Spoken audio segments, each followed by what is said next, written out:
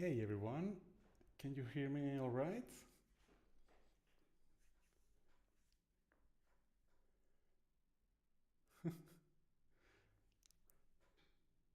Yes, hey Paul. Awesome guys. So here we are with Zebra. Let's init a patch. Awesome. Can you hear this? I'm a bit quiet. Okay. What about now? Can you hear me?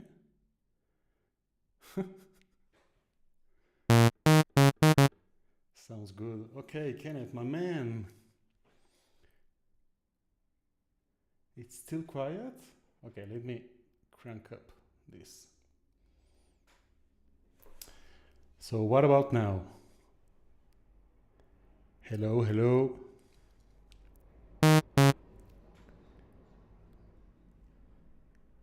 Is it better? Can you hear me better?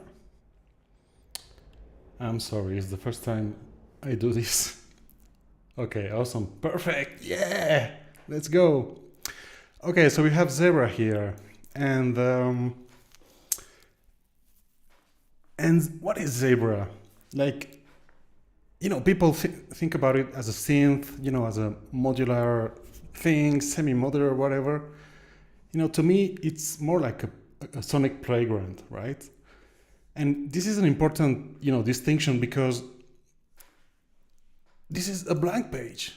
And usually when you open a synth, well, you get this stuff you can tweak, right? But with Zebra, you have to put all the stuff in you want to do. And I think because Zebra is super easy to use, right? Like you add the modules and whatever. And so what is the challenge with Zebra is that you have to have ideas, right? You have to imagine stuff. So it's important to think about it as a playground, like you're having fun, you're flowing with the creativity. So, okay, so what are the basics? So here in the left, well, we have this grid, and this is our voice architecture. Hey, Kenneth.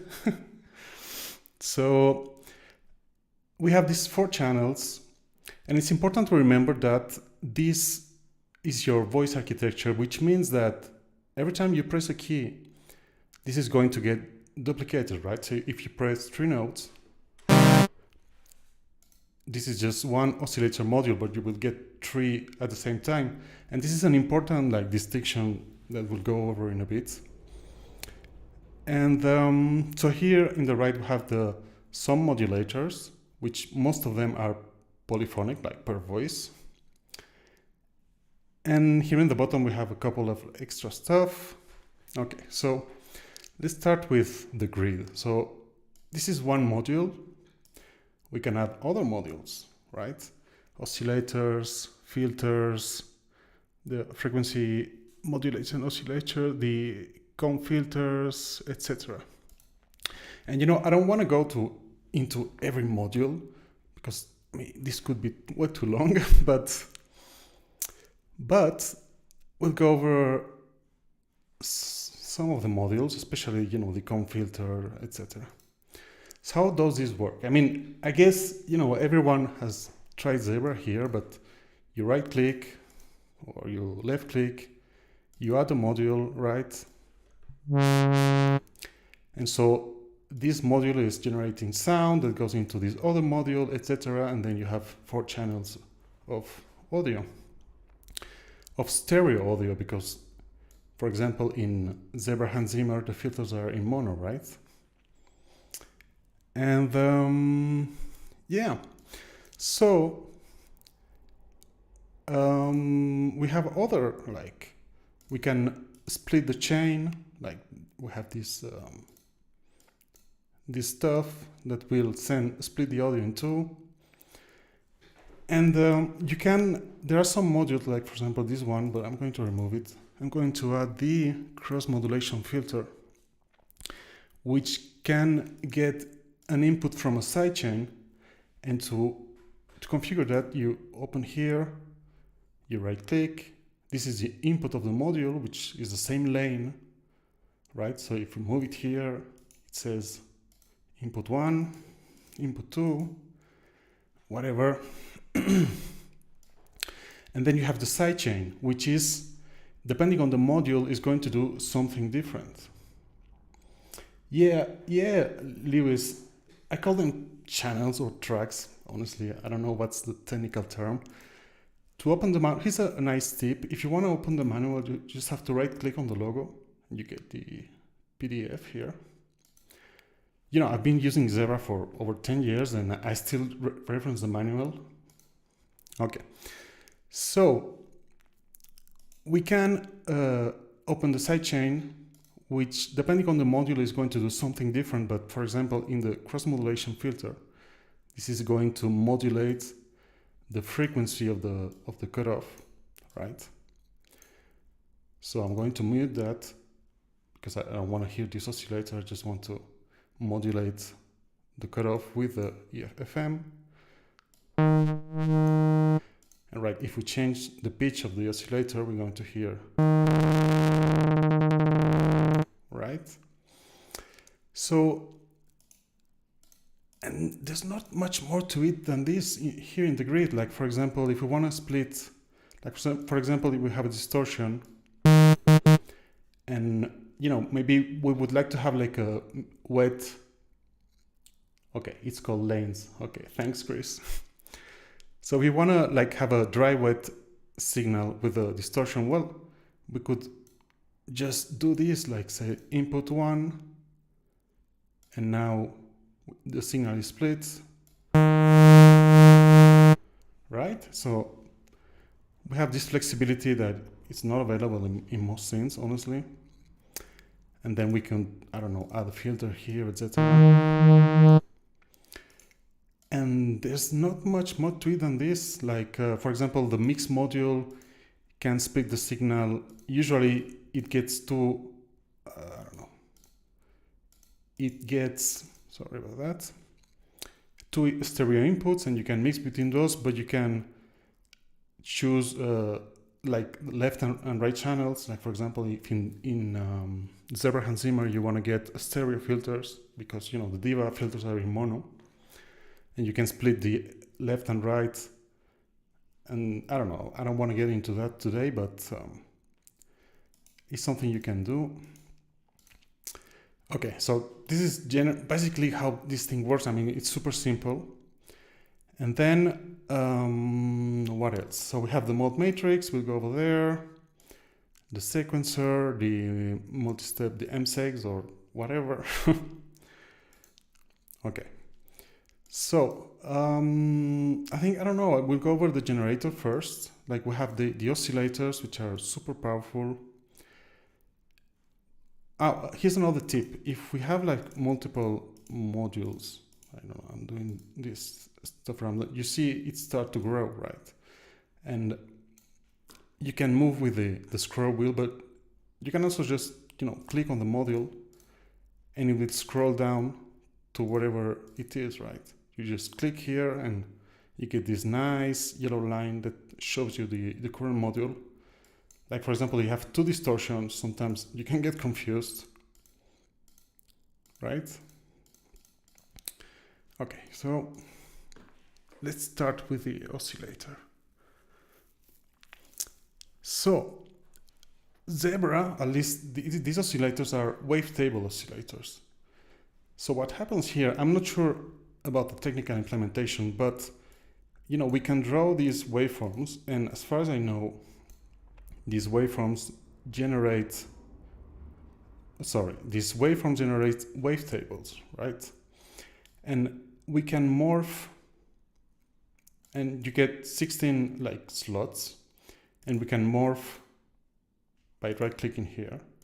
So now, you know, Zebra generates these like spline curves that can be morphed.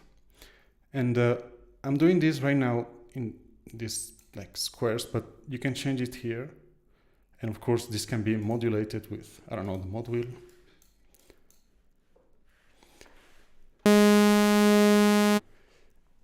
Right. And yeah, Zebra has more like ways of generating waveforms. This is like the standard one. Then this have this spectromorph, which is, this looks like a wave, but it's not really a wave. It's a way of defining the harmonics. Like we're hearing only like the fundamental and a couple of harmonics, and the higher harmonics are not being heard right now. So if I increase this,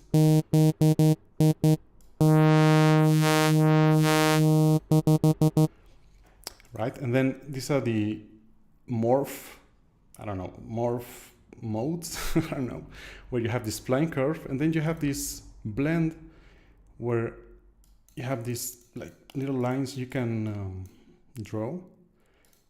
And so GeoBlend, this is generating a waveform, although it looks like partials and harmonics, this is actually a waveform.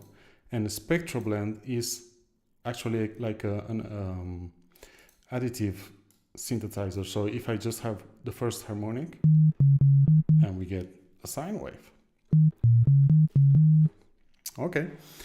So, I mean, there are other options here. I don't want to go into there right now, like the type of render and normalizations, etc. But that's not very important right now. So again, I'm going to init, right click. Okay, so the oscillators.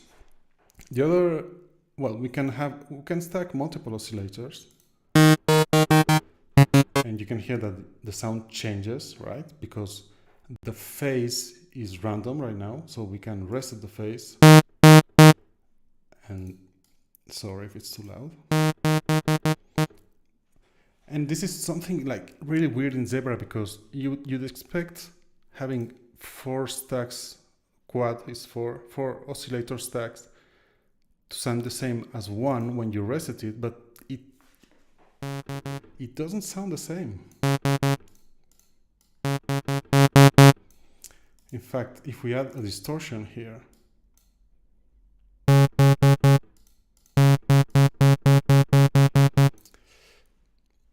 I don't know.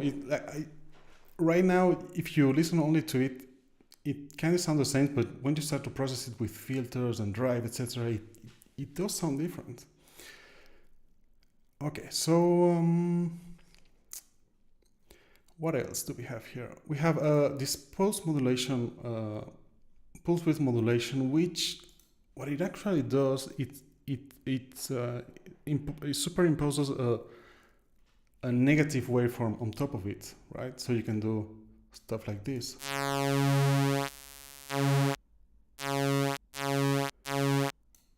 And you know, when it's maximum, it means that the inverted waveform is in the 0 degree or 0 position of the waveform. So it cancels out. And as we move it, you know, we get this kind of phasing.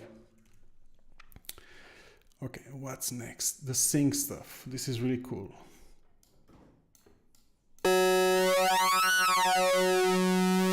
So sync is a feature where, I mean, it's not from Zebra. This is like general synthesis knowledge, but the oscillator is synced to another oscillator, right? So it changes the pitch. I mean, you can look it up. So what else? Then we have, of course, the mixer, which, I don't know, you can pan, change the volume, etc. And this is the width of the unison mode or the stack stuff. So if you just have a single oscillator, there's not going to be any difference. Let's put it 11. Sorry about that.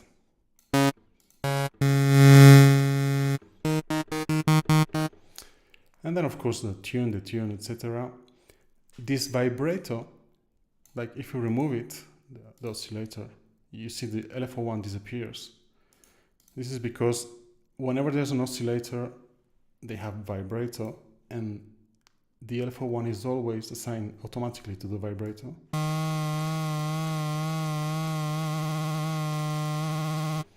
Right? So, what else? So Zebra has these oscillator effects. I mean, you can spend years figuring out how it works. Check the manual if you want to. You know, this is like wave distortion and phase distortion and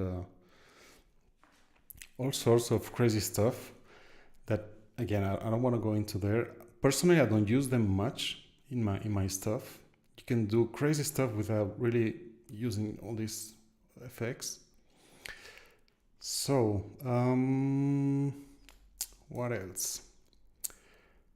So this is basically the oscillators. Then we have the frequency modulation oscillators. Again, these have the FM.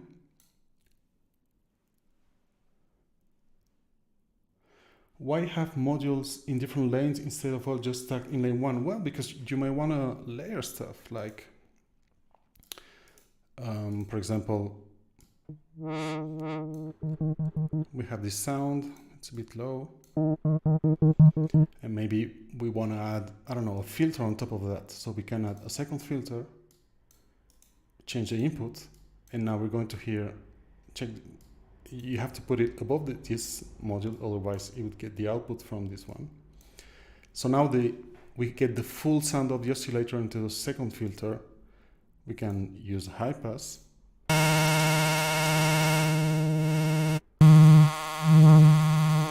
And we can manipulate the sound with the two filters. Or we might want to add a distortion here, like.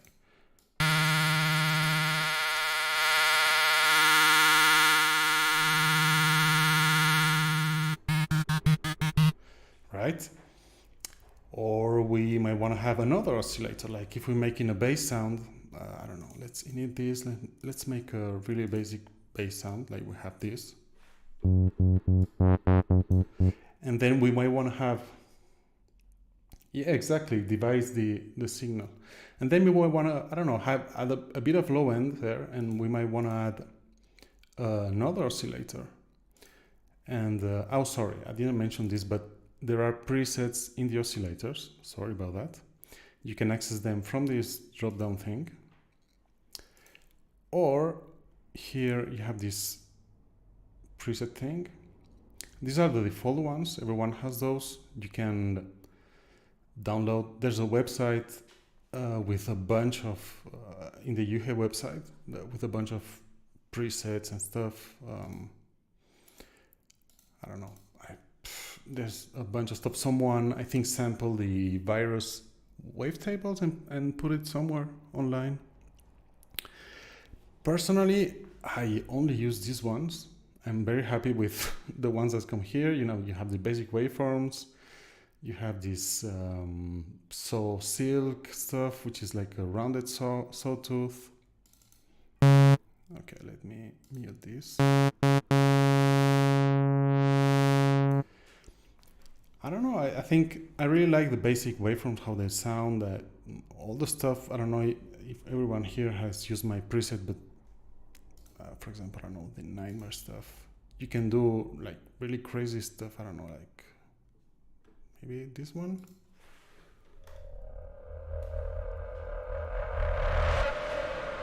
Yeah, maybe this one.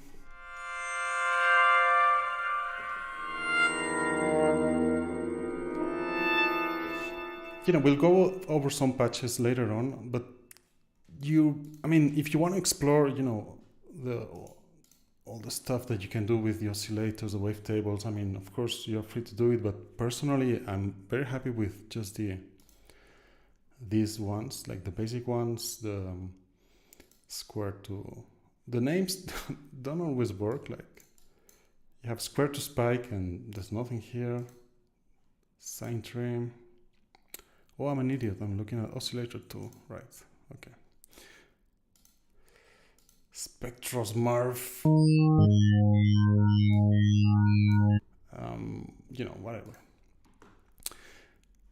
So, yeah, you can layer sounds. So, for example, where is it? Here. This is like a little loop on a project I'm working on, and so I have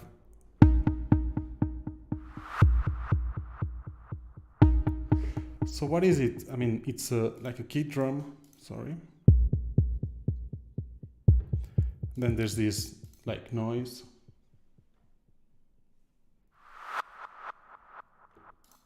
And then there's this like snappy sound thing.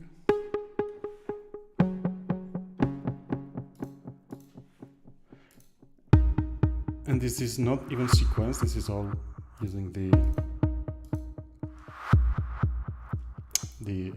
multi-step envelope generator, M6, so I don't know. Yeah, there are some extra wavetables depending on the sound set you buy from Yuhi, but I insist there is a website with like hundreds of packs of wavetables. It's crazy. I like more of an analog sound, so I don't know. I will share the link on the forum if someone is interested. But if you look like Zebra wavetables, you will find a lot of stuff. Okay, so this is something you might want to do if you want to like use the layers, right? What else? For example, this is another stuff I'm working on.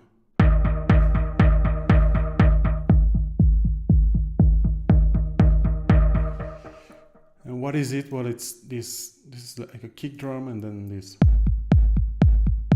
like bass or whatever.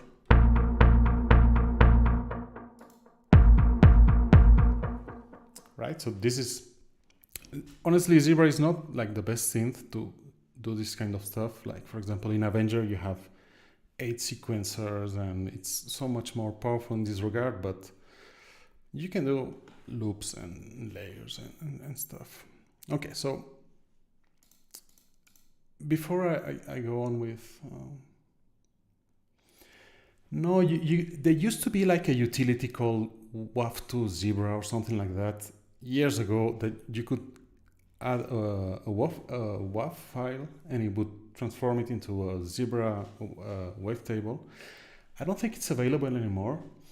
I know that you can do that in UH Hive, right? You can just drop a sound like you do in Serum or in Vital, etc. And I know what Urs, I think it's his name, has said that Zebra 3 will have that functionality, but in Zebra 2 you cannot do that. Before I go on with the oscillators and that, I want to talk a bit about the effects. So you have these 4 lanes, and by default they go to the main bus or output, which is this one, right? And we have 2 more, and this we can, for example, we have this noise. Now it's going to main. Let's put it to bus 1, and now we don't hear it. I'm going to mute this one. We don't hear it because the volume is down, right? So we might want to, I don't know, add a delay here. I don't know, something like that. And this one, of course, it doesn't have the delay because it's going to the main output. And then, but we have these send knobs, which means we can send the main output, but you know, before it goes into the effects, into either the bus 1 or the bus 2, right? So we can do this.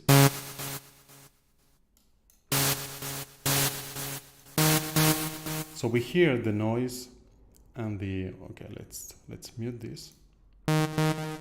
So now we're hearing the oscillator 1.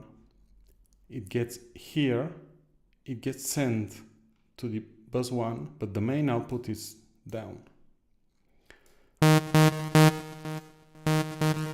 Right?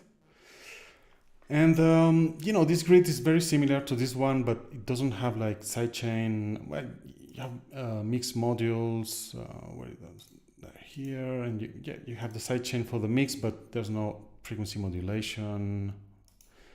Oh yeah, look at this. Here's the cross modulation filter, it has FM. Oh, look at this. This is something I've never done, honestly.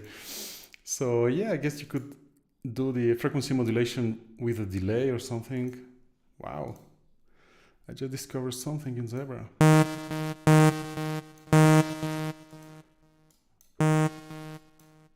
Huh. Seicento.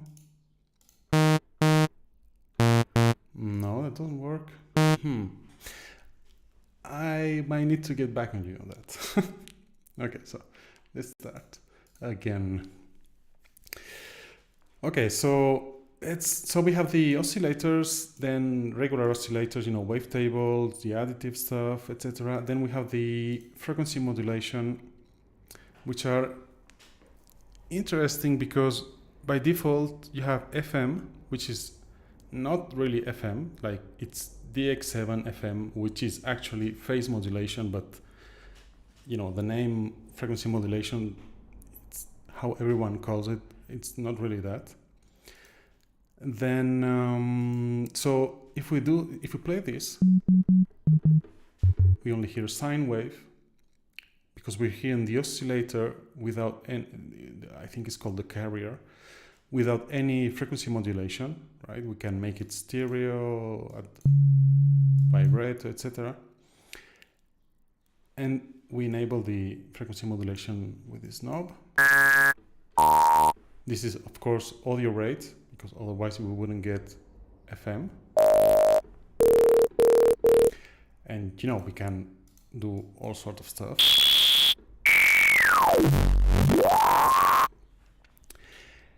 But there are other modes which are interesting, like, for example, the oscillator can frequency modulate itself. It's at self plus. Like, if we're going to remove this. Again, you can get all sort of nasty stuff with this. And then you can get a ring modulation from the input.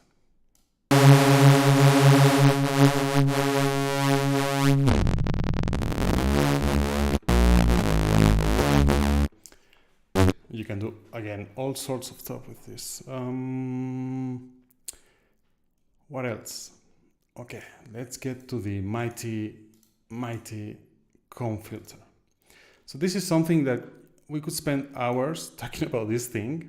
Like, honestly, the first years I used Zebra, I never used this because I put an oscillator and it didn't do anything, and well, you can do pre-fill, and what the fuck, I don't understand. So honestly, I was very confused by this thing because it says comb, it's a comb filter, why isn't filtering anything? So it was very confusing, but a couple of years ago I actually started playing with it, and then there's a user on the forum called Arna Roth. I'm sorry, I'm butchering it for sure, and he's like the master of the comb filter, like amazing guy. His presets are amazing, and it inspired me to start digging deeper into this thing, and wow, it's really amazing. So basically what this is, it's really a delay. Think of it not like an oscillator or anything, it's really a delay, but where the taps are so close together, you cannot hear the taps, but you can hear the feedback and the ringing, right? So right now we don't hear anything because, well, it's a delay. You have to feed something into it to get a signal, right? So you have to increase the input. Oh, so now we're hearing something. Let's put it into single. And it's almost the same thing, right? How come? Well, because there's no feedback. The signal is getting in. The delay is not actually feeding back or forward, because you can change that. And so let's increase the feedback. Ooh.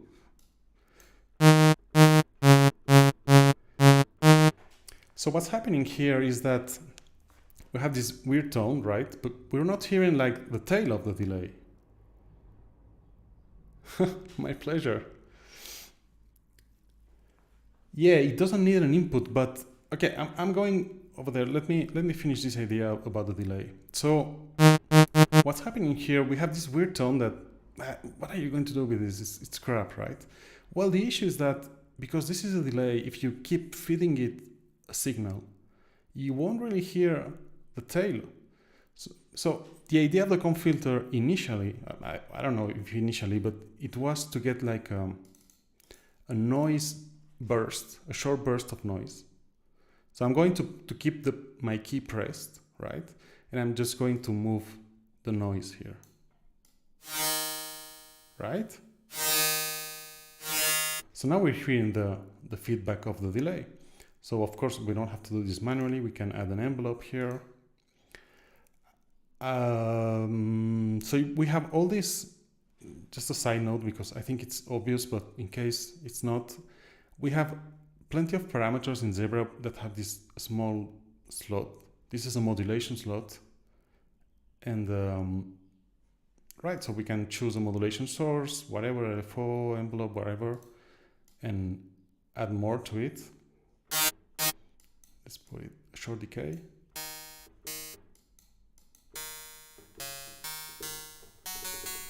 More feedback. And it keeps ringing.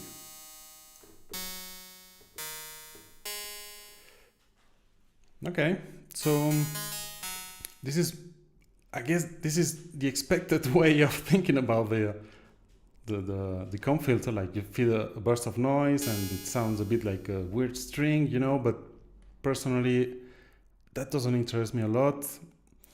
You have other modes, like for example this dissonant, which sounds very metallic. Right, so I have, I think Paul here, Paul Steen, sorry, I'm butchering your name probably, really likes these presets.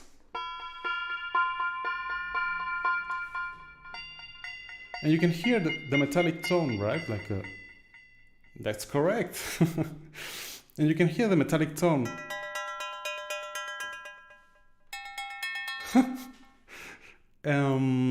So of course this is the comb filter, right? Like this is like super simple preset. Again, comb filter. I mean, my nightmare stuff is 80%, I think, comb filter. And so, like I said before, this is this is an interesting trick. If you are working on something and you load a preset by accident, you can undo and you get back to where you were. And so what kind of stuff you can get from here? Well, honestly, anything. Like, it's really a feedback box. Like, you can get metallic stuff, stringy stuff, feedbacky stuff. I don't know, like for example, here in Nightmare, where is it? Yeah, this one. Whoops, this is a bug that Zebra has, that sometimes it opens stuff, but nothing to do about it. Like Yuhe, I think. They won't fix these bugs. Okay. So this preset uses, of course, comb filter, etc. I mean, we'll go over some presets in detail later on because of the stuff I mentioned initially about the playground. So, but what I wanted to show you is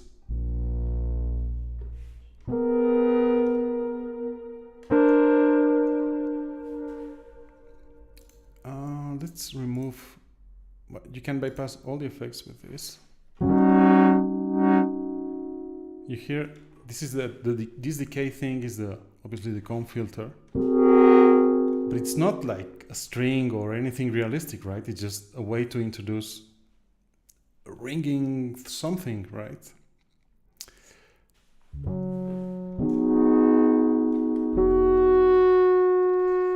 Which of course then you, with the effects, you can make it like much more impressive.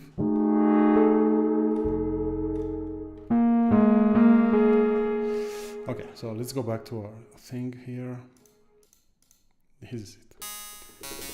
So the thing with the comb filter, I mean, there are a couple of parameters I will go over in a minute, but you have to think like a magic feedback box. Like, you will get very different stuff depending on what you put into it. Like like I said, we have this burst of noise. But what if we use an oscillator? Again, let's put envelope 2. Very different. So right now we are hearing just the comb filter. We have this sound panel and the output thing. We can increase the volume of the comb filter, right? There is a bug here which won't be changed, won't be fixed, that if you put the volume to 0, it goes to 100%.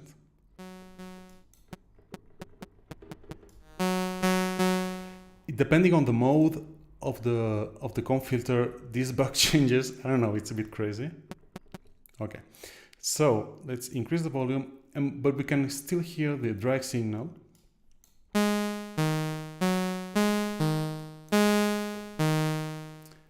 But remember, this is what's going on here. Why it's this? I'm an idiot.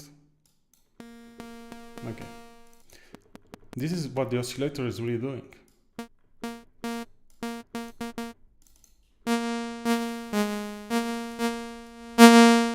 Sorry about that. So we have the input, how much you want to input into the comb filter. We have the feedback, which is how much the delay is going to keep ringing. Then of course we have tune,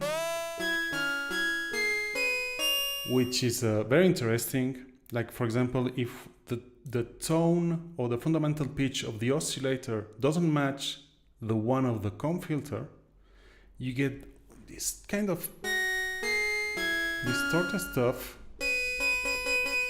And of course, you add a distortion to that.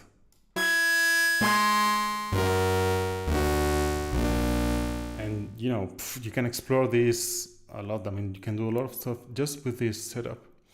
There's another interesting effect here. You know, I mentioned that if the tone of the oscillator matches the comb filter, you get, or doesn't match the comb filter, you get different effects or timbres. But you can change the pitch of the comb filter, right?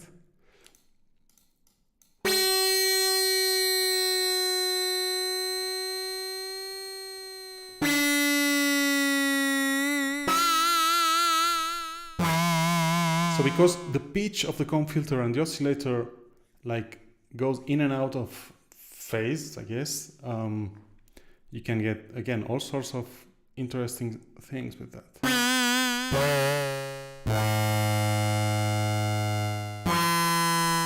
And of course you can keep feeding the feedback with the oscillator, because again, right now we're just feeding this, right? But we could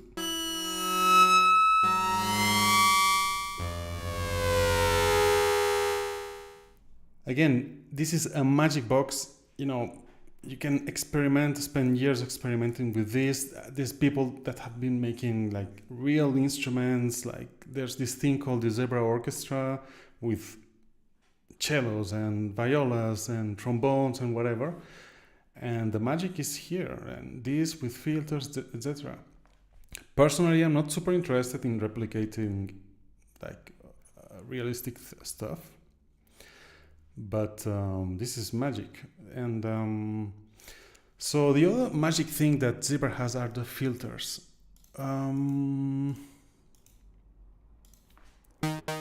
Okay, let's just need this. Okay, listen to this. This is just an oscillator, nothing like a sawwave, sawtooth wave, etc. Let's add one filter. So Zebra has all these filters, and it's something that you have to explore like deeply, because every filter is different and responds very differently. You know, I found that my favorite ones are the Vintage 2 one, which is an emulation of the ladder filter, the low pass 12 dB, high pass 12 dB. These are my absolute favorite. These ones are some Diva filters, not exactly Diva filters, like they were included by accident into Zebra and they left them there because people started using them. And this one is from the Tyrell, I don't know, sorry, the synth from Yuhe. But check this out. This is a low pass filter, right? 12 dB, nothing special, right? Just a filter. Okay, let's add a bit of resonance. A lot of resonance. Okay, that doesn't sound too bad. Okay, now let's drive the filter. Now there is something.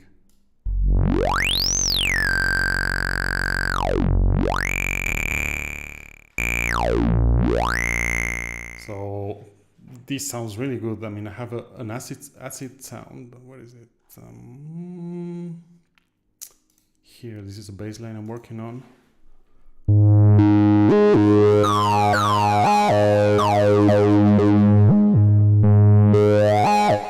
And it's really just an oscillator and this filter, you know, driven, etc. And you know, with the envelopes and the delay. I mean, it's a super simple patch, but it sounds amazing. And this is a 12-year-old synth, I think, or 13-year-old.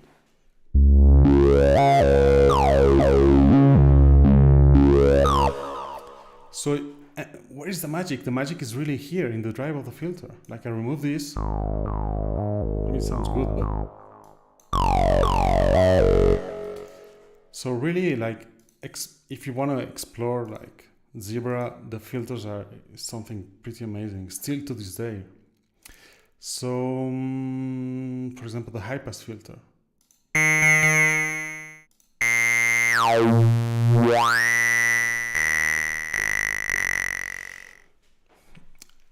A trick I use a lot is using the filters to drive the signal, like a sort of wave shaping, and then add another filter to actually filter the signal.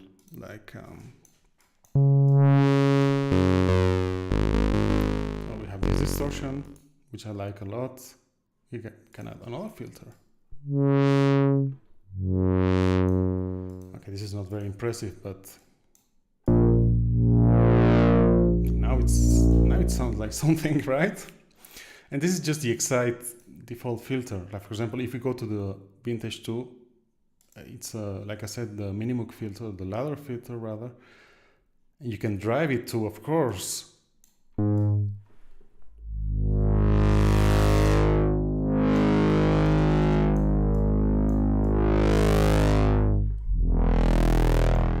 you know, this sounds better than many synths in the market today, in my opinion.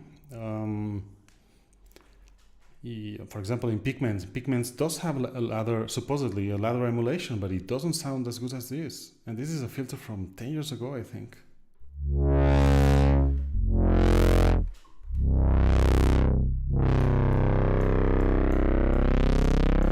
And of course, this filter has self-oscillation.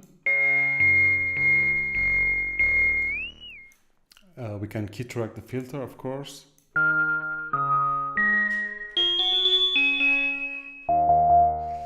Etc, etc. I mean, okay, let's spend a bit of time here in the filter. What else do we have? This low pass vintage is a previous version of the Vintage 2. It doesn't sound as good, but I'm sorry. It doesn't self-oscillate. You have this phaser for making bass lines. Sorry about that.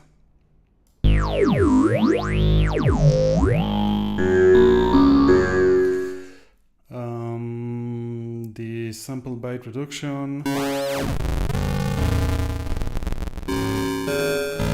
Sample rate reduction, sorry. These ones I almost never use. I like this all around. You know, you can see in the graphs there's a bit of a description of how the filter shapes. I really like this one sometimes for the drive.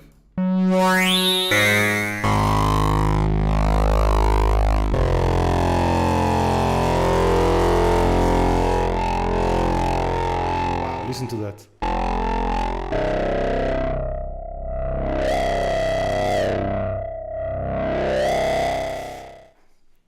I think that sounds fantastic. And this is because, well, we have the filter drives. And this is something that Zebra Hans Zimmer doesn't have, and it's super frustrating. Like, you can add the Doctor Who in the house. So let's add the zebra. Where is it here? Like, if we add the Diva filter, like, okay, we have the Diva filter, but where is the drive? Like, in Diva, you can drive this filter because you have the mixer before that, right? You have the oscillators, but here you cannot drive them. I've tried to drive, increasing the volume, like adding more, but it's not the same, and it's something that really frustrates me about Zebra Hans Zimmer. So let's go back to regular Zebra.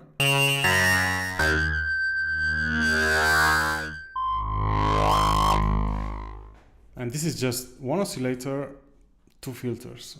You don't have to get complicated. Like, of course, we have the world, the sky is the limit, right? But you don't have to. You can just create simple stuff. Zebra is fantastic for that. Okay, so these are the filters. I mean, we could explore a bit more. Like, for example, these are the MS-20. Okay, let's remove this. You can double click to enable and disable the modules.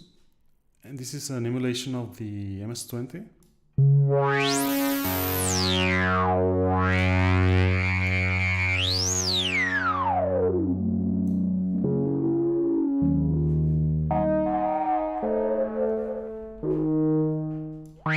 Okay. Sorry about that, I got carried away.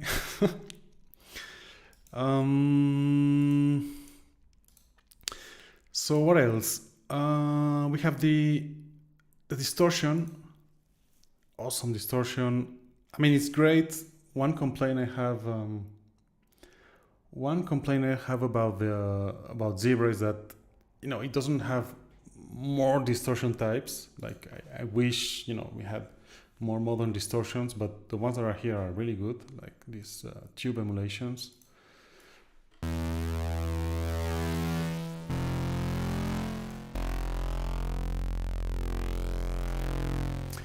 And yeah, they have this tilt EQ or filter.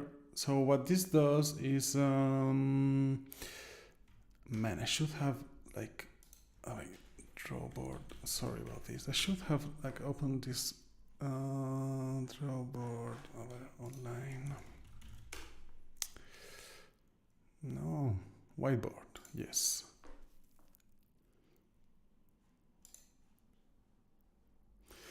So, okay, here it is. Okay, right. So let's say this is a filter with a frequency response. This is the response is flat. And let's say you could like add a point here and you could tilt the whole thing, right? So instead of being flat, you could increase the high frequencies and decrease the low frequencies. Or do it the other way around, increase the low frequency and decrease the high frequencies. So this is what a tilt filter does. And you can, this point, which is right in the middle, you can change it with this center frequency. And you can increase the right side, right? Like increase this side and decrease this one. And the high frequencies are going to get this. This is before the distortion and after the distortion, pre and post.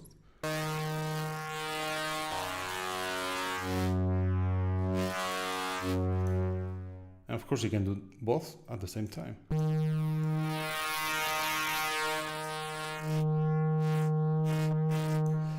And you can change, like I mentioned, this point of the frequency.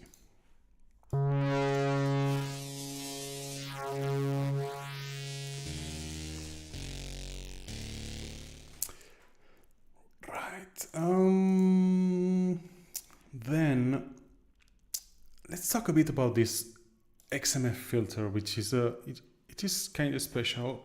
It's more CPU intensive, but Zebra it's super efficient compared to stuff like Diva or Pigments, which is not super efficient. Sorry, Arturia.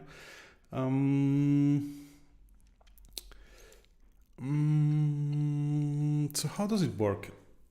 It's called cross modulation filter, and nobody knows why. I mean, I guess you head knows, but people have asked in the forums, and we don't have a response.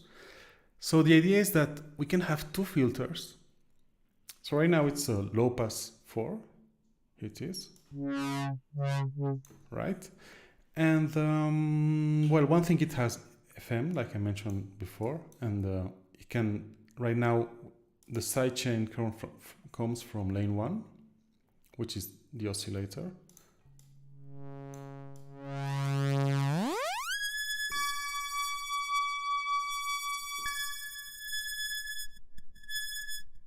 This is audio rate, of course. The other interesting thing is that you can have two filters, either in two different filters, right? So right now it's a low pass 4, and here it says same. So the second filter will be the same, obviously. So by default, you get a single filter, or you can have serial or parallel or diffed. So I'll go there in a minute. So serial means that you have one filter after the other. So what happens is that this low pass 4 filters 4 dBs per octave. It's 12 dB, 24 dB per octave, sorry. It means that the shape of the filter is going to, how can I erase this? So let's say this is the shape of the filter.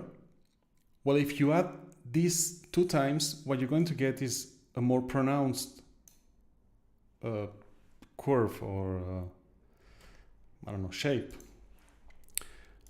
So let's hear that. Let's increase the gain. Oops. Let's put it, it's already in serial. Let's go back to single. Can you hear that? The high end kind of disappears.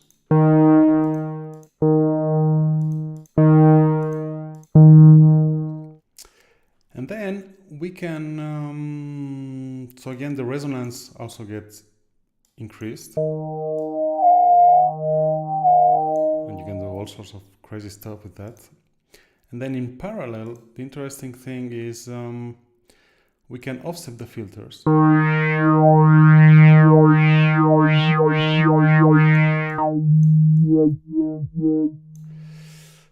But what if we had different filters, like low pass and a band pass, like band pass 4, right? So by default, so now this is the low pass, and then this is the frequency cutoff. Well, what if we have a band pass here? So we're going to get a bump, right?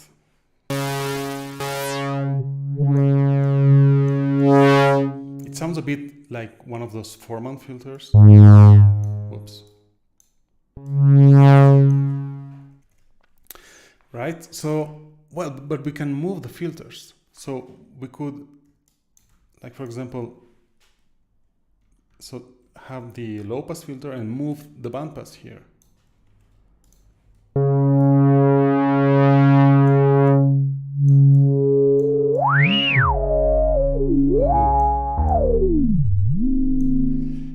Again, you can get lots of crazy stuff from this. You can combine low pass with high pass.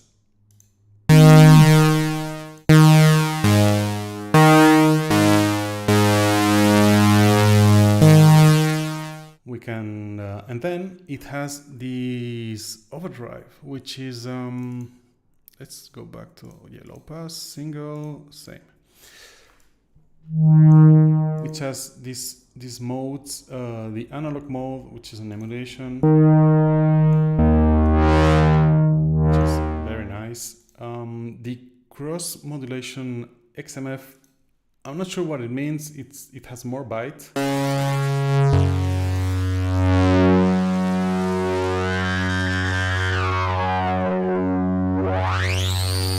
Right? And know, these other modes that I almost never use. The echo, I guess it's a low quality one. The folded is like a wave folder. But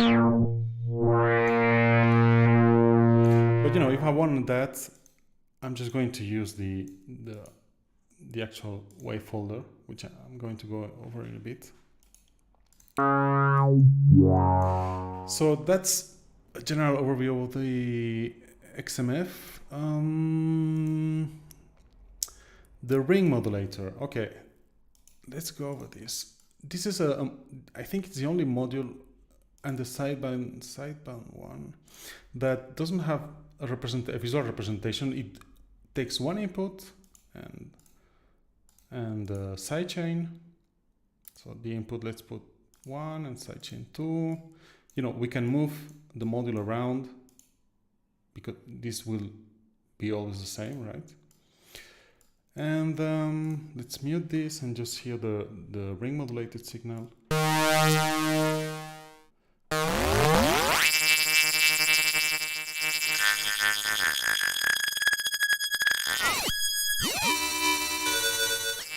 So this is I don't know the actual math, but as far as I understand it, the ring modulation is very similar to amplitude modulation. So I think the wave is multiplied or something. I'm not a math genius, sorry, but you can get those sorts of that sort of stuff. And of course, you can filter that and drive it.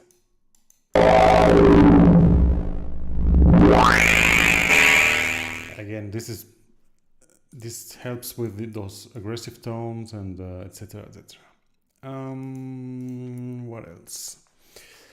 The sideband, honestly, I know I never use it. I'm not really sure what it does. It's something related to like a frequency band. I don't know. I'm sorry, guys. I don't know what it does. I never use it. It's something I need to explore in Zebra. You know, after 10 years, there's still things that I don't know what they do. It's pretty amazing.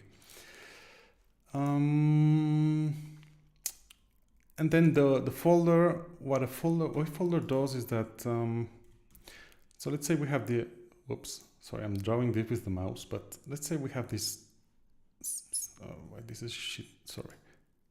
Okay, this is better.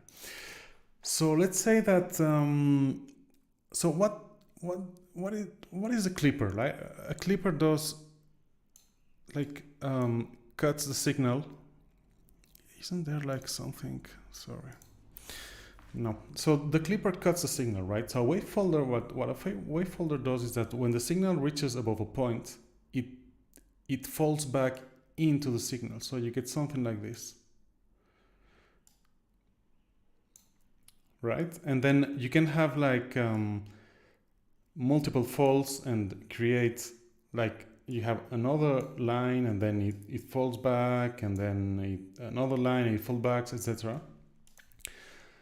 And this is basically it. So you can kind of change, well, you change the timbre of the thing, but you can also like change a bit of the pitch, right? Like.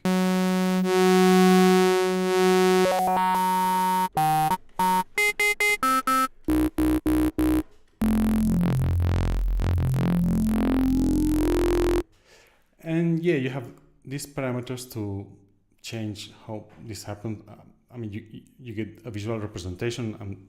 Again, mathematically, I don't know how it works, but honestly, you know, like Kenneth said in a forum, you know, you just fuck around until it sounds good. I mean, this is it.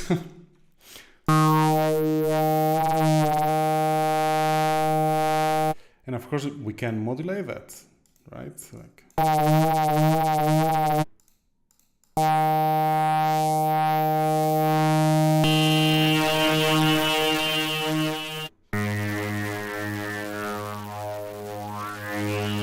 You can hear how it becomes a bit like it changes the pitch.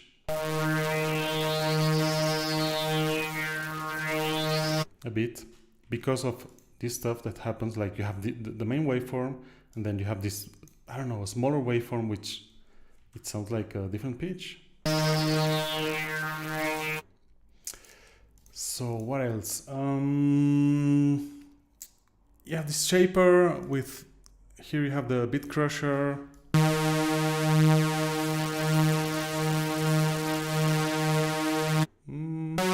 What's going on?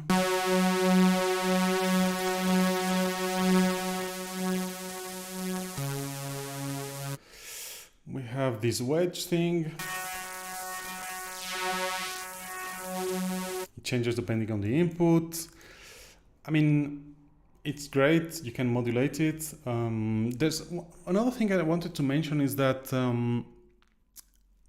the modulation signals in Zebra are not high frequency. Well, it depends. For example, these slots, modulation slots, these are, I think it go at 400 hertz, something like that. I'm not sure about the number. The manual explains that, but you can expect a higher fidelity of the modulation signal when you use it here. If you use the matrix, this signal is reduced in resolution, and 99.99% of the times it doesn't matter. Like, it really doesn't matter.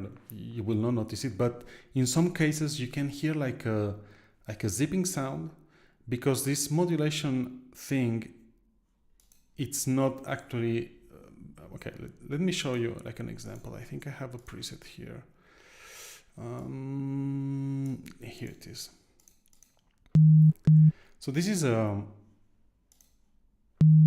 EQ, an oscillator. Let me move the mod wheel. No, it's not this preset.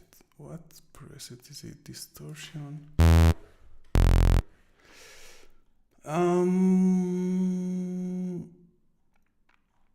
No, sorry, I don't have it here. I had a preset that I sent to you here, and they explained to me that it's because of that. So if you hear something weird that shouldn't be happening, for example, if you modulate, so this parameter here doesn't have a slot, right? Whoops. So here's another thing. If you click in between the modules, you can change the position. If you want to modulate this, but you don't have a slot, so you have to use the mod matrix. And this modulation signal, again, is low resolution, and sometimes in some very extreme cases you can get like you can hear like an aliasing tone or zipping sound, they called it, the UHE guys. Usually it's not an issue, but if you find that, but what, there's really no solution. They won't fix that. I hope that Zebra 3 will have like audio rate modulation, or maybe much higher rate of modulation. Okay, so where was I? The folder, shaper, filters, the noise. I mean, you know, it's a noise. You can filter it, put it in stereo, etc. This is interesting. You can get these digital things. Oh, let me remove this.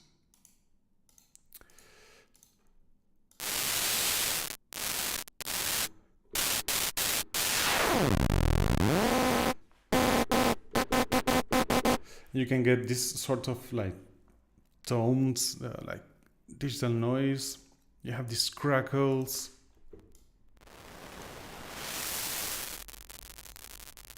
Like, for example, this thing, like, this is useless. I mean, you would hear this and you would think maybe this is useless, right? Yeah, but what if we put it into the comb filter? I don't know what's going to happen.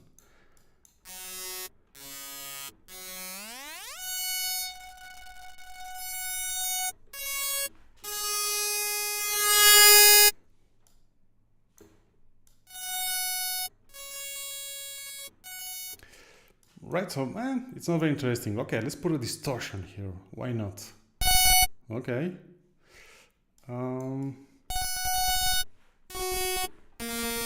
This is too high, right? Okay. That sounds like something. Okay, well, let's put a reverb.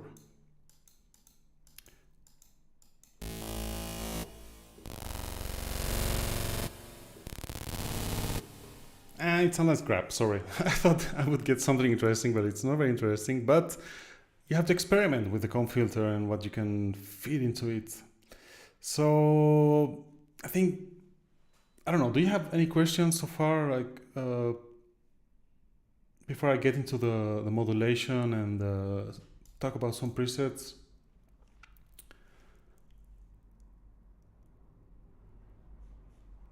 Okay, bye. Bye, Paul.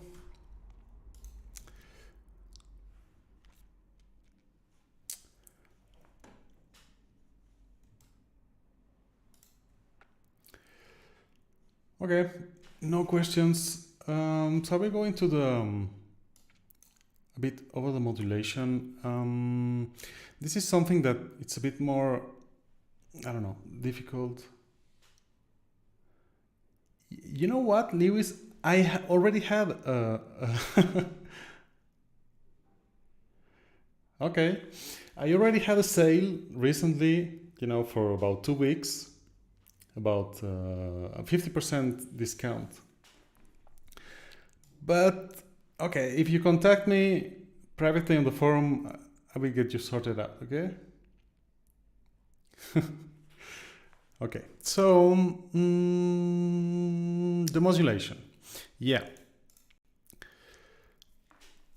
So the thing with Zebra is that, you know, we don't get a visual representation of what's going on. Like, this is, today it's super common, like in Serum or Pigments or whatever, to see what's happening. But with Zebra, we have to listen, right? Like in the old days. And the thing is, like, for example, the LFOs are bipolar, right? So we have the volume, let's put an LFO, LFO1, and we increase the modulation. And what's going to happen is that, of course, this is bipolar, which means it goes from +1 to -1. And which means that if this is at 100, you can see the value up here, 100, and we increase it like by 50, well, it's going to move 50% of the knob, right? So it's going to increase the knob like this because it's bipolar, right? And if we do it the other way, but it's going to, when this is positive, this is going negative, and when this is negative, this is going positive, right?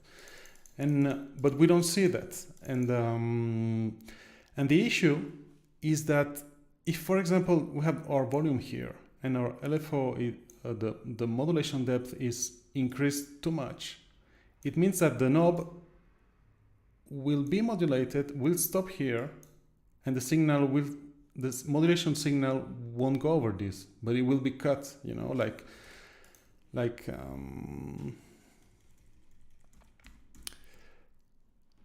so if this is like the modulation signal and the knob, this is the maximum value of the knob, well, it will be cut, right? So this is something you have to listen to, maybe the effect. I mean, you can hear it's not changing a lot on the positive phase of the waveform.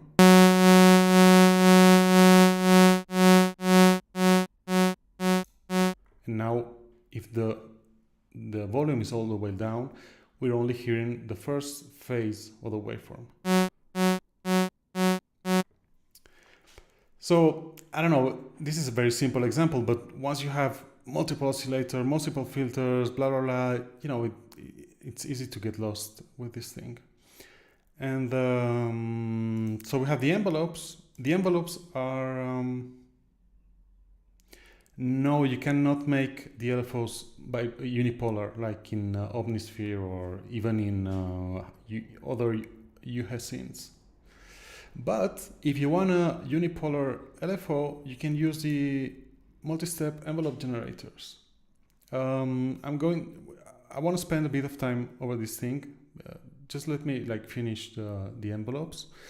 So the envelopes, you know, ADSR, sorry. You can change the curve of the phases with this, like so you could do something like this, attack, decay, or you can do something like this, whoops, attack decay by changing this knob. Personally, whenever I want more control, I just use these ones. You can change, for example, by default, the envelopes use time. Like this is the base time is 8 seconds or 10 seconds, 16 or 10 seconds. But if you want your envelopes to be synced to time, well, you have these which are tempo based. Like this means that there's 1 bar, so the decay at the maximum value will last 1 bar, attack, etc. And this is something that you don't usually need, right? But for example, you have like an ARP and you want the envelope to always sync with the step. Well, you can do that, because if it's time based, and you have, I don't know, this, and you change the tempo, well, the steps of the sequencer will change the time between the steps, but this will not change. So this might be different, because if the step is too short, like in the sequencer you can change the length of the step, and then it will not sync with the envelopes. Like, does this make sense? Well, I don't know. Tell me in the comments if you need more. Like, you need me to elaborate on that. You have like, different curves, etc. Usually I don't use that thing, because if I want, again, more control, I just use this. Like, I really love these things. You can like loop the attack and the decay. There's like sustain modes, different sustain modes. I don't know. Personally, I never use that thing, because again, if I want more control, I just go to these things. Check the manual if you're interested in that. You can delay the envelope a bit. Well, you cannot see that, but I'm pressing the key and it takes a bit to start. The XY pads. Okay, I will get there. Just let me go over the MSX first, and then we'll go over to the XY pads. So, okay, let's put a filter. So right now I'm pressing the key, and so we're getting this thing, right? This is the main envelope, and I'm going to use this MSEG on the filter, so I can either select it here. This is only positive, right? So it would increase the value of the cutoff. Both modulation slots affect the cutoff, the frequency. Like, we don't hear anything because this is 0. Let's increase that.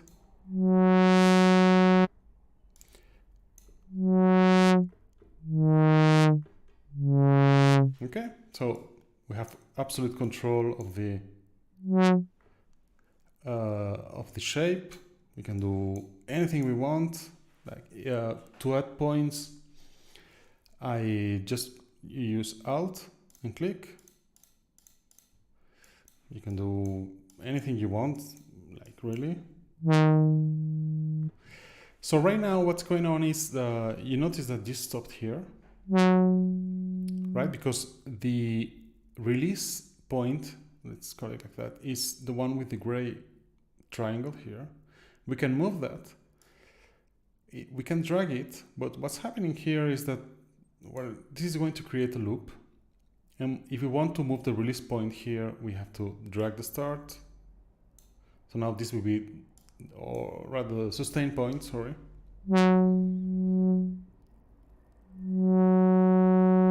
Right? These have presets.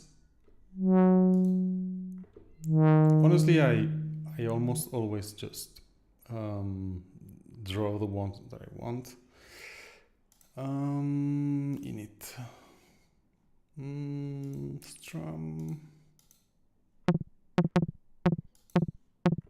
Okay, let's init this, because there's no way to reset.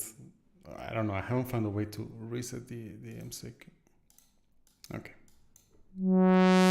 So I mentioned that you can drag the list point. Yeah, it's a bit weird. Like you have to really find the actual point. Honestly, the GUI of this thing is I don't know. It's not great, honestly, but it's what it is. For example, in Pigments, I think the GUI of Pigments is so much better at doing these things. But you know, Zebra is ancient, so how are you adding points? You click with Alt, with the Alt key or Option key on the Mac. So this is an inconsistency in the GUI because here in the multi-step envelope generator, you use Alt.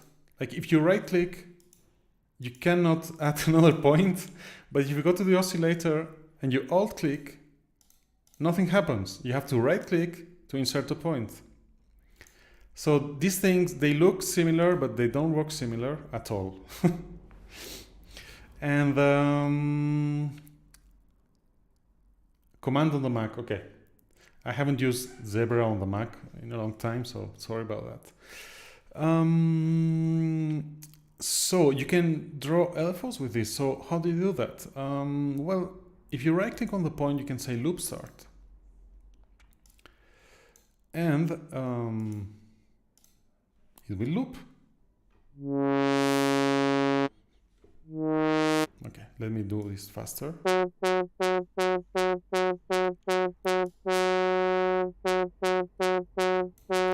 So right now this is based on quarters, or which is a quarter note. No, a quarter.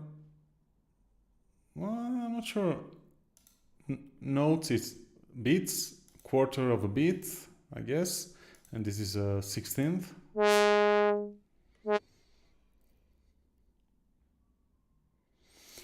Yeah, I've checked the Plugmon skins. I mean, in the end, I prefer to use the vanilla skins. There is stuff that I don't really like about this Plugmon. He likes to convert like modulation into icons, and he likes to remove information. And I don't know, like it confuses me a lot. So I really prefer the vanilla skins. So yeah, we can loop. We can set another point for the looping, like loop end. So it will loop, and then this will be the release point. Right?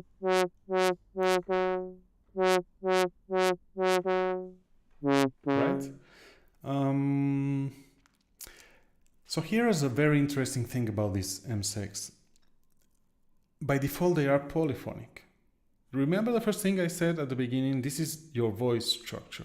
This gets multiplied whenever you press a key, right? So whenever you press a key, you get a new envelope, a new LFO1, a new oscillator, a new filter, and a new VCA. These VCAs are also polyphonic. This is something that for years I thought this was like a mixer. It's not really a mixer. This is polyphonic. I'm going to show you in a minute what I mean. But you can make the MSECs single and monophonic. So this means that only one MSEC1 will run no matter what you do, right? So, and you may think, well, why do I want that? Okay, so let's say you have, let's make a very simple pad. Let's start from scratch, VCA1. You know what? Let me show you like a patch or something. For example, this one. So this is very simple, an oscillator and a filter.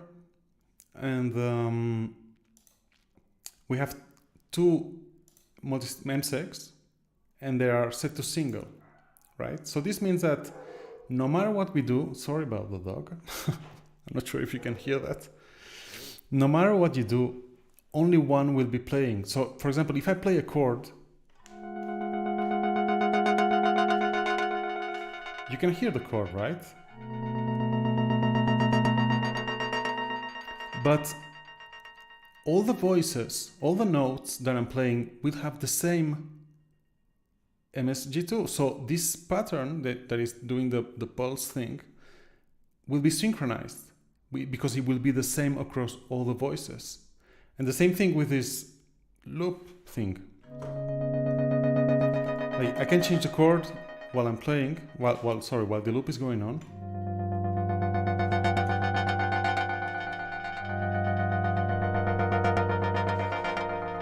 Right? So this is super powerful to make, you know, this kind of rhythms with pads. And another interesting thing is that let's say we have an arpeggiator. So you enable here in the mode, like usually it's polyphonic, retriggered, legato, etc., arpeggiator. So now we have the arp running at 1 beat. We change the octave. Okay. Let's put a filter here. Okay, so we have the arp. And we can introduce like modulators from the arp itself. Let's put this to 4 steps. Arp modulation to the filter. Right? So the first step will have the value of the cutoff increased. But this value is really for the whole note. How do you remove a module on the right side? Hey Craig, to remove a module here, you have to remove the modulation. Like for example, if you have an envelope here, it appears and you remove it and it removes itself. If you have it here, it's because you're modulating something with it, either in the slots or in the matrix. Does that make sense? Okay, so these values here are per note. So this means that this first note of the arpeggiator is going to have this value increase of the cutoff the whole time for the duration of the note, right? But what if we wanted to modulate this thing? I'm going to make the notes a bit longer so you can hear that better.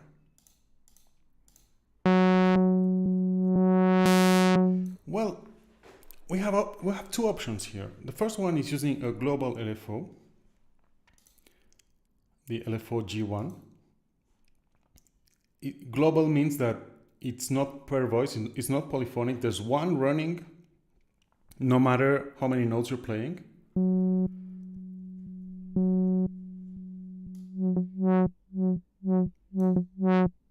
Right? And you can restart it, you know, or not, or you can use time-based instead of following the clock. Okay? And but you know, the LFOs, if you click here, you can change the waveform, and you have this user thing, which is, I don't know, I almost never use this because, again, if I want to do that, I use an MSEG. So if you put it into single mode, this will be triggered by the first note you press on the keyboard, and it won't be retriggered on every new note of the arpeggiator, right? So let's put this one here. Let's remove this. Okay, let's make this a bit more drastic. Let's make a loop, remove this point. So this is 4 beats. Right, so this is synchronized with these 4 beats of the arpeggiator. And this is super powerful stuff. So this is really cool. You can modulate. So let's init this. You can modulate the speed of the loop. So by default, this is based on the clock. You can put it to seconds. The issue is that you cannot zoom it a lot. Like this is, and you know, to zoom you have to click and drag up and down, and it's not like very intuitive to use. Like sometimes it jumps, but so this is the maximum you can get, 1 second. So let's put it like this. Let's make a loop. Yeah, and you hear this is super slow because it's 1 second, right? So for example, this is another trick. Like I want to move this thing and oh, it snaps here. So let's remove the snapping, and now it's great, right? So we can change the speed.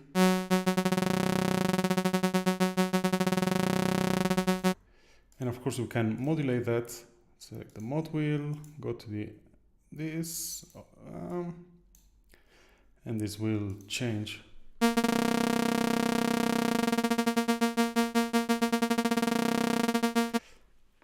Which again, this is just an idea, but you can, let's see, I have a couple of presets that explored it with the, where is it? I think it's, where is it? This one. So this one,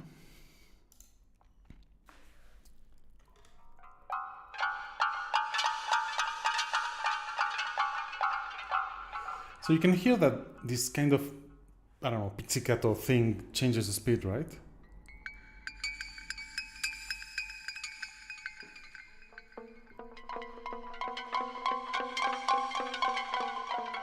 So this is what I mentioned earlier. You can change the speed of the modulation. So this patch is a bit complex.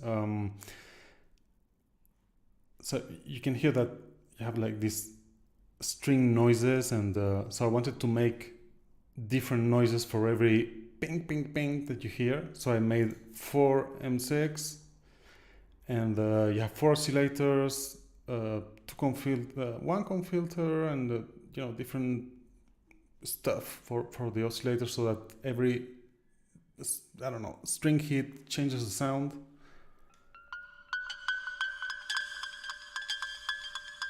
And you can hear the pattern here, right? Like ding, ding, ding, ding, ding, ding, ding, ding. This is because you can see there are different values in each of these, I don't know, hits or whatever.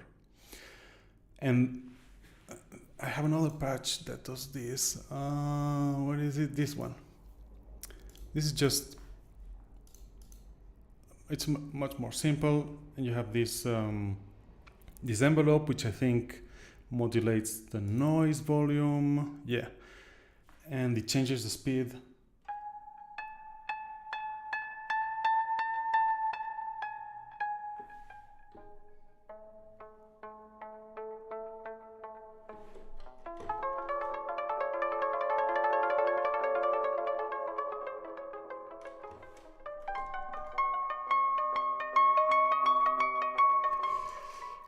And this is based on the idea that I showed earlier about the modulating the speed of the loop. Of course, you hear this. This sounds like crap, right? It's just an oscillator and the MSEC. But you can elaborate these ideas into all sorts of things, like maybe the comb filters or whatever. Okay, about the sequencer.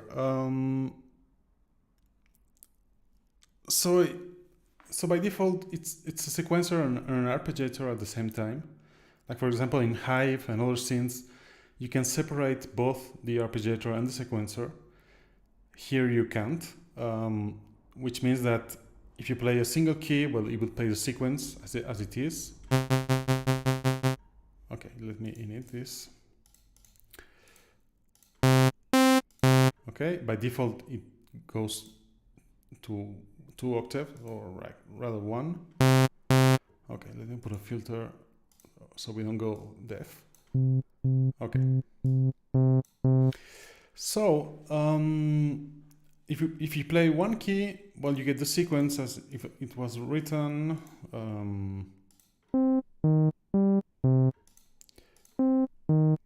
Right, and then you can change the length of the notes.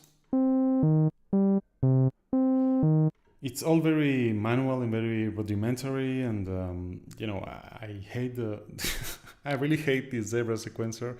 I really wish that you had made something much more intuitive, like for example in Avenger. In Avenger you have a piano roll, an actual piano roll. Oh well. So if I play a chord, what's going a 3-note chord like a C minor.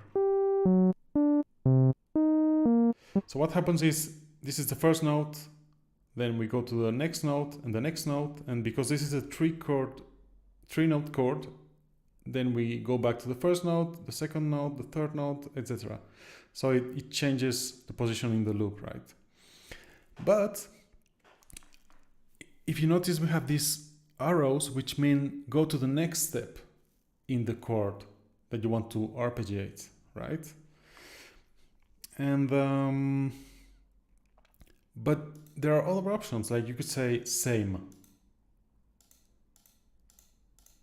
Let's put it to make it faster. So this means that now, because this is next step, same step, same step, same step, whenever it finishes the 4 steps, it will change the note. So if I play the C minor chord, oops, sorry about that.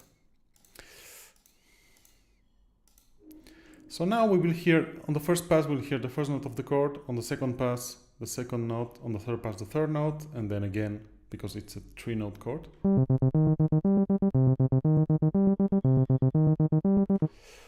Right, or for example, we can have a sequence where we can say next, and then we tell it this first step will always be the first note in the chord. Like depending of if you have like the order by note or played, etc. Like for example, if I play my C minor chord, you know, we play C. Sorry, I think the notes in Spanish, which is not C, D, E, etc. It's Do, Re, Mi, Fa, Sol, La. So this is like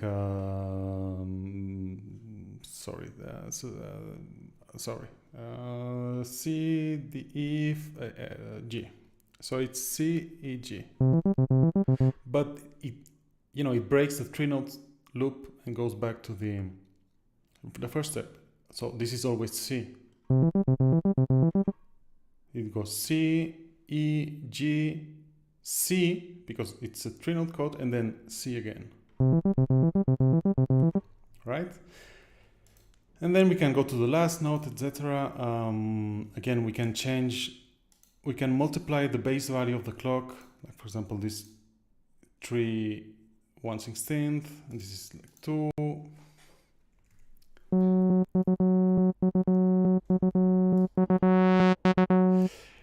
You know, it takes some work to make interesting stuff, but I don't know, it can be done.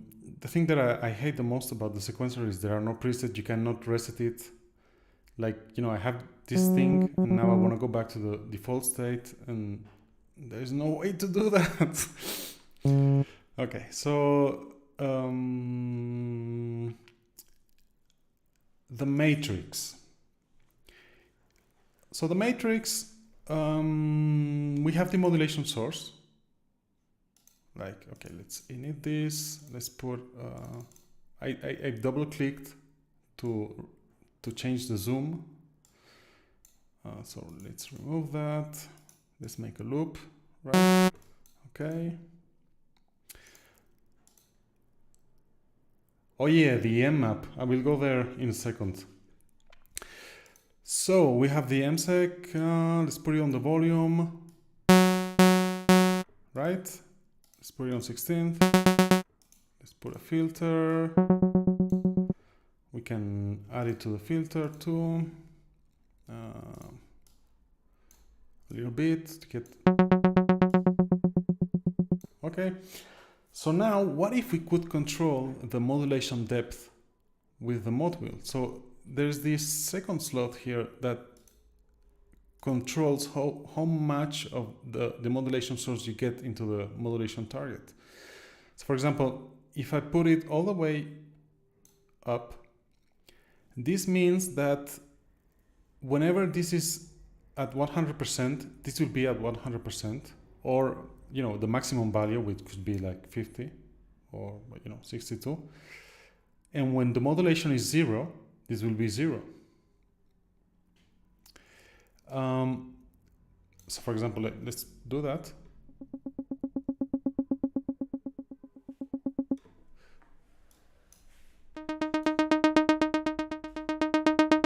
Right? But you don't have to do it all the way. You can do it just a little bit.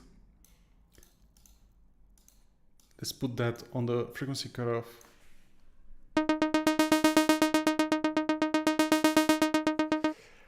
And this is like super interesting. It's I really hate that there are many synths that don't use that, because it helps you to make very expressive patches. So Lewis mentioned the MMAP. This is an interesting module. Yeah, I forgot about that one. So let's init that. So what is the MMAP?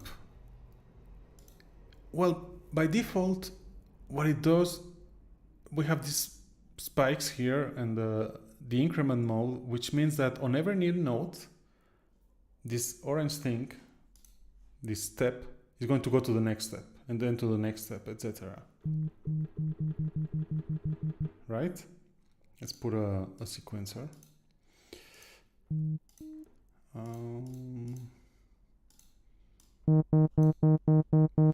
Right? So right now it's not doing anything, but so these are like modulation values. So in this case, it seems like to be like a random sequence. We can use it like very softly, yeah, to get just a bit of random variation. Right? But so this doesn't seem, maybe it doesn't seem very, very usable, but for example, you can right click on it and you get, for example, the number of steps it has. Something I do very often is I put it on 2 steps. For example, let's remove this. Let's put it here on the pan. Right, so this means that every note will be, it would move from left to right. I don't know, I guess you should be able to hear that this stream should be in stereo. Right? The only issue with the MMAP is that you cannot control when, when used in this way, in the increment mode. I will go to the other one in a second. You cannot control when it goes to the beginning. It's, now it's on the second step, the next one will be the first, the next one will be the second, and that's it. So you cannot write sequences per se, we can use it here too. So this is great and all. We can use it, for random stuff. You can maybe, do something like this that will change over time. Like it will be a bit like an LFO in a way. But here's the thing: you can. This is very random, right? You don't have control where it goes. But in key mode, the value will be assigned to the note. So for example, if I play this G4, I think, it will always play this one. So this G4 note will always have this modulation value. The next note will have, this is A4, would have this one. Right?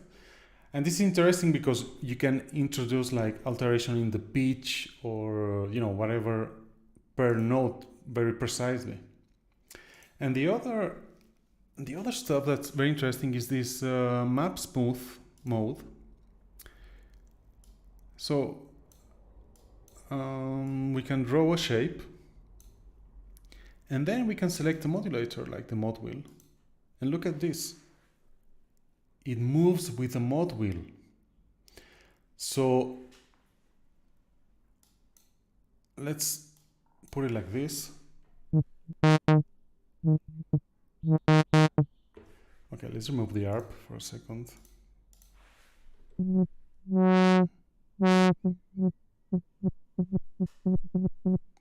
Right, so we can create these super interesting shapes that are controlled from the mod wheel.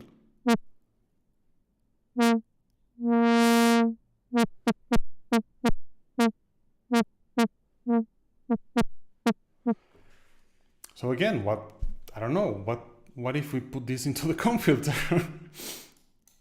I don't know what's going to happen.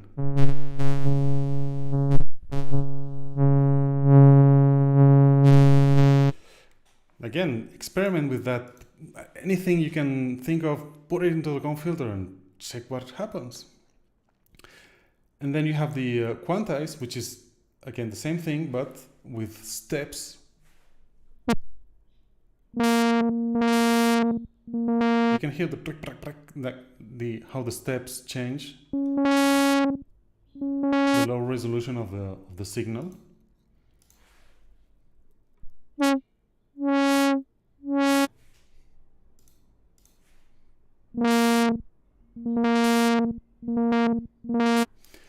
Right, so this is a bit like in Faceplant, you have this modulation mapper.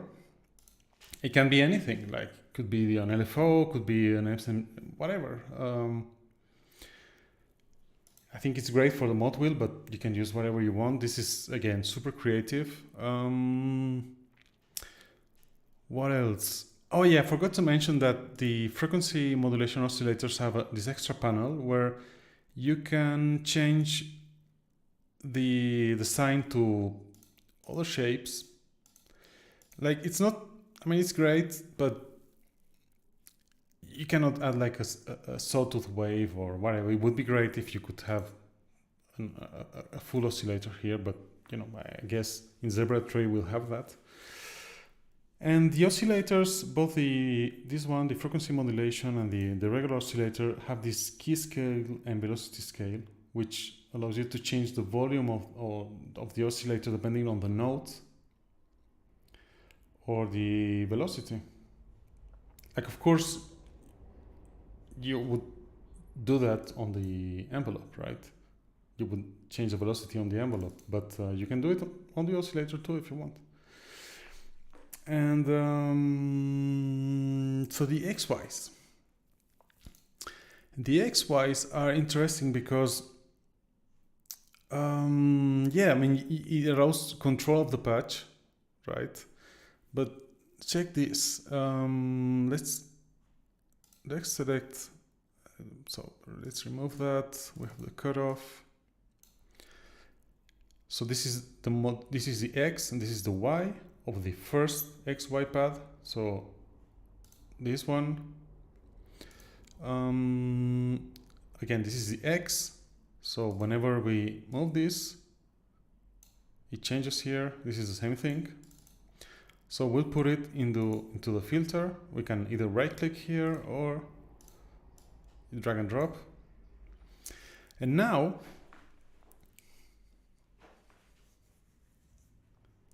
hey Peter, well, glad you've been here. So, and now we can modulate the cutoff with the X.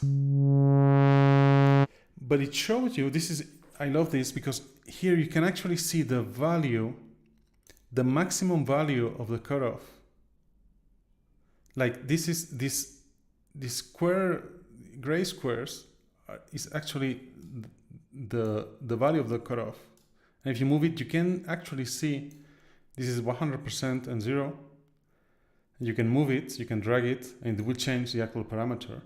And you can see where the X values are going to get exactly, very precisely. Like on the positive, because this is 0, +1, -1. If you have just a little bit here, it won't go over that point. But if you lower, it will go up here, down here. You can double click, sorry, on the gray thing, and it will reset. It will cycle through this position. The first is reset. Then it will go the positive. It will be inverted, and then you double click again, and it will maximize to the value. This is very useful. Again, at least here you can see what I mentioned earlier about the LFO and the max value. You can see that if you increase the X, nothing will happen because the maximum value is already here. So nothing will happen. If you go lower, then it will go like this. Oh, sorry, it will lower to whatever you have set it. And yeah, so it's really useful to control, whatever. Most of my patches, they have, I don't know, this one here. Oh, no, this one. Yeah, so most of my patches, they have this one that control how much effect you want, because a lot of people don't like to have delay and reverb on their patches, right? And so because they want to use it outside of Zebra, or they want to have the raw sound of the patch, right? So they could bypass the effects, but there's a compressor here and EQ, which are part of the patch. But so what I do is my XY2 is always delay and reverb. So you can remove it like this, right? So it lowers the mix of the reverb and the delay. It lowers the feedback too, and the decay of the reverb. So this is completely out. This is just a little bit. This is the normal value. And you can increase it too.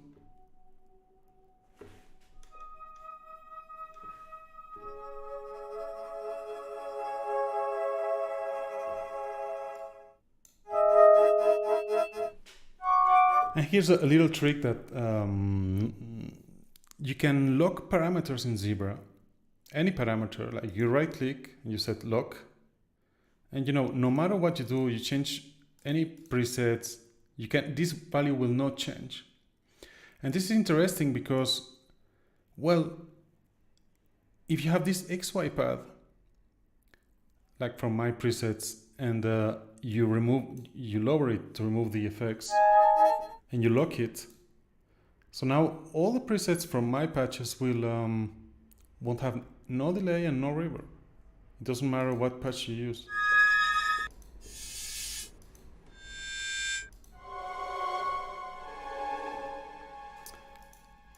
So this is a little trick. Or again, if you just want to remove all the effects, you click here. This one cannot be locked. Look at that. Ah, but it remains locked. Okay.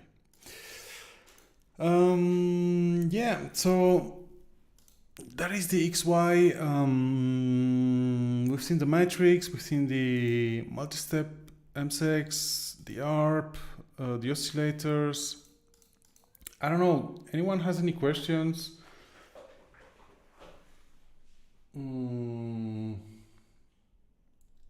Something you'd like me to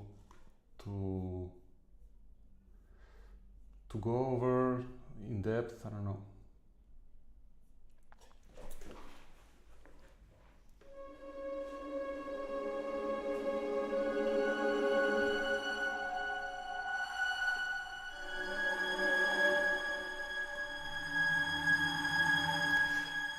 I don't know, maybe I could go over, because, I mentioned earlier that, this is a playground, right? Like, because Zebra is mechanically, like, it's super easy to use. Like, you just add stuff and filters and oscillators and modulation and whatever. I mean, it's not difficult to use. So So what is the difficulty really with Zebra? The problem is that it's a blank canvas. Like you don't go and tweak stuff, right? There is nothing there. You have to put it in there, and I guess you have to get into the mindset of getting into the creative flow, right?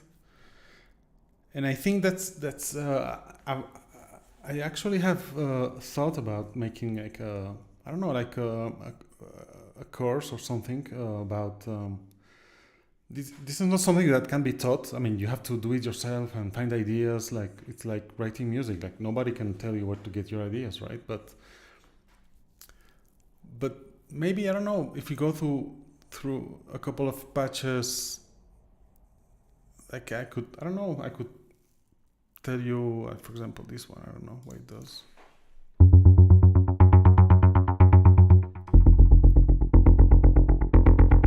Or I don't know.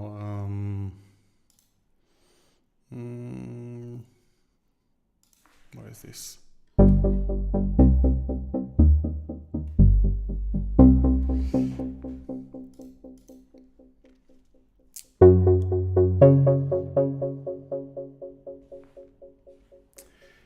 Yeah.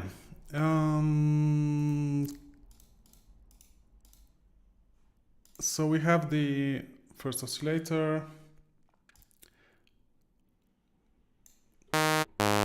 right?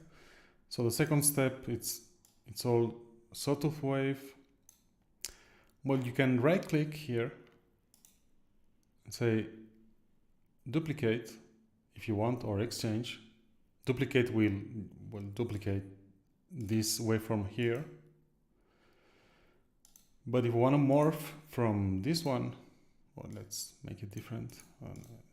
Something like, I don't know, like this. We click morph, right? So we select the one we want to morph from. And then we go here, morph, and that's it.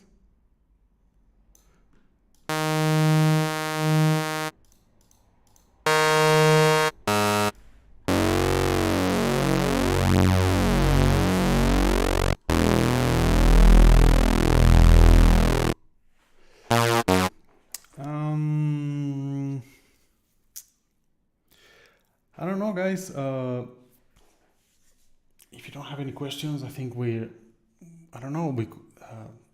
could leave it here, or we could go over some patches to, I don't know, like to see what my process was to get there. Like for example, this, I don't know, what is this? Oh yeah.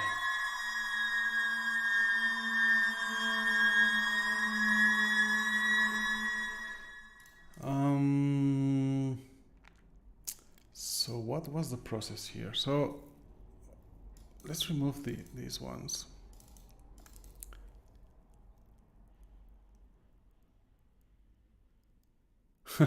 Okay. Okay. But well, okay, guys. So I will leave this here. The video will be here.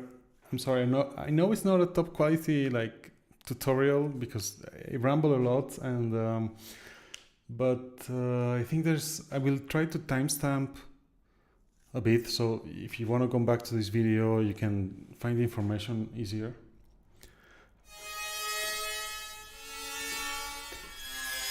I don't know, we could, if you want to, we could make a... Awesome, guys. Would you do a patch creation process video soon? Like, yeah, I mean, we could do it right now. Why not? Yeah, let's make a bass. So we have this, okay, we have this waveform, right? And if we want a bass, we want to go low, right? Thanks, Justin. I'm happy that you liked it. Bring it on, yeah. So let's make a bass, like a fat bass, fat analog bass, right? So I see you soon, Cedric. So of course you want to add a filter because, or maybe not, but I feel like adding a filter because this is too bright for me.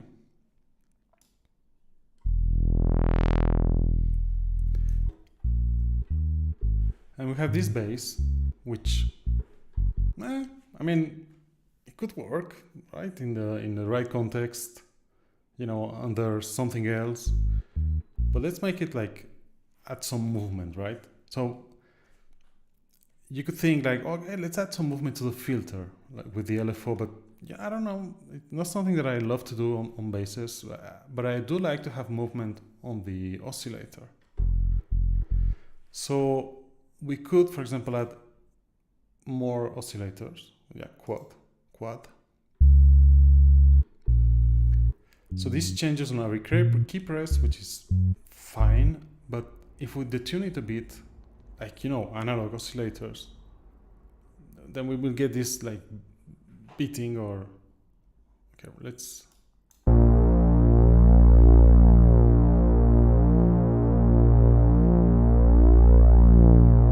Right, so this changes, some movement.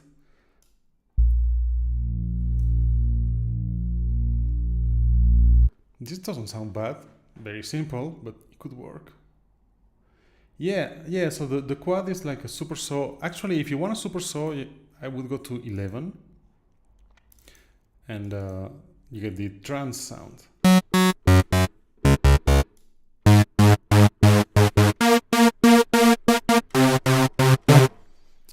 That's it. You get the super saw. And if you want more, well, you add another oscillator. Again, 11 with a detune. And you can do all sorts of stuff. Yeah, it's like a super saw. So let's.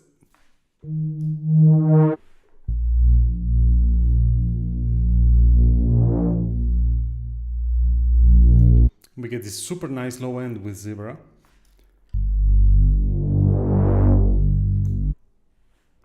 Okay, I'm going to remove this. It's too much detuning for my taste. Let's go back to quad. So why don't we add a bit of distortion? Like, again, this is my favorite filter in Zebra, Vintage 2, a bit of drive.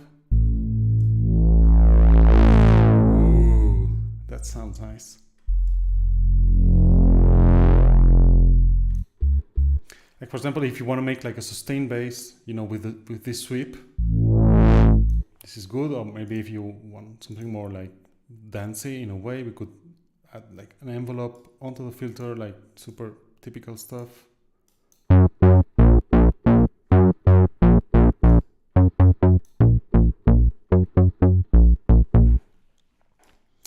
Right?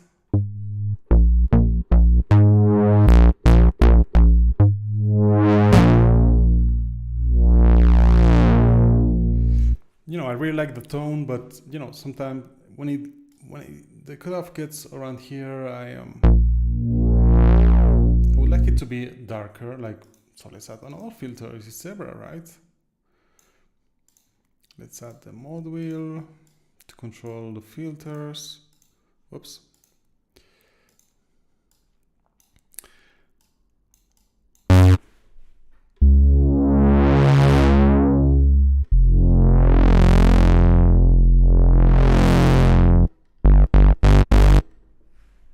Let's lower this. So now we can get.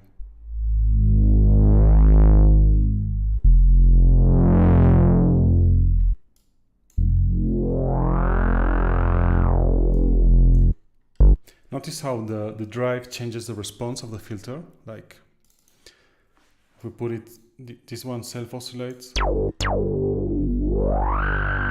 If we increase the drive to the maximum, we won't be able to hear the resonance.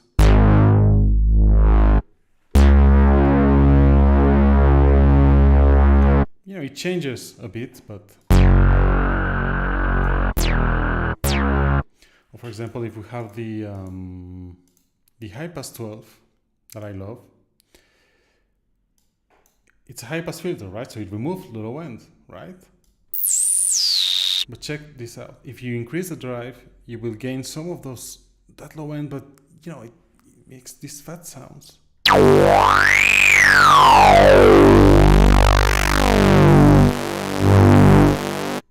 hear this? When I increase the drive, we get the low one back.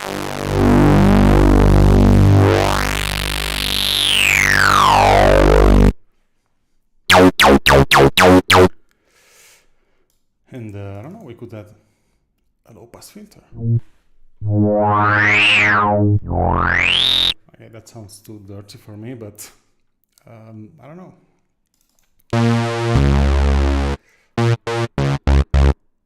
So this was vintage 2.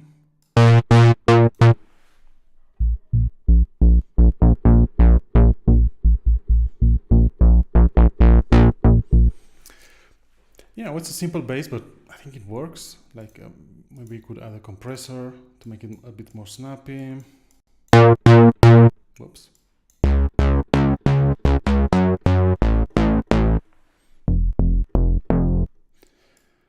The compressor says smooth, but it's not. It's not smooth at all. It's like super aggressive.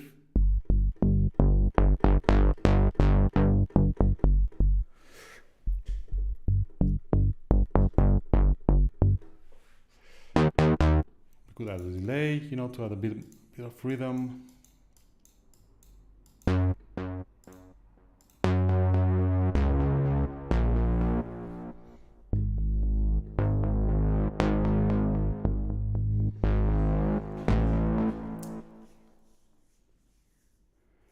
Hey Chris, thank you. See you later.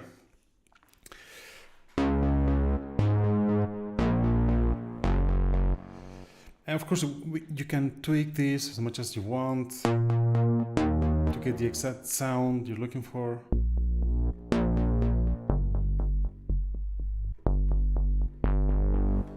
This is nice.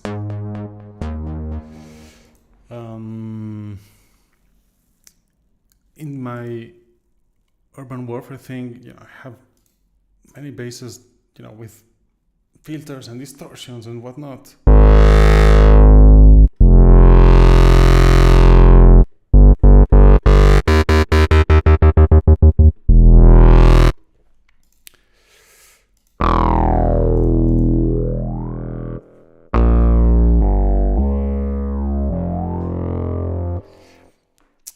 And it's really like a matter of just, you know, putting stuff and trying things out. Like, I don't know, I almost never start with a fixed idea of what I want. I just go with the flow. I mean, I know that I want to make a bass or a pad or whatever, but very often I'm making like a lead sound, and then I try a lower octave. Ooh, I like that. And then I say, well, this is a bass, it works better as a bass. Or I'm making a path and it becomes a lead, or, you know, whatever. And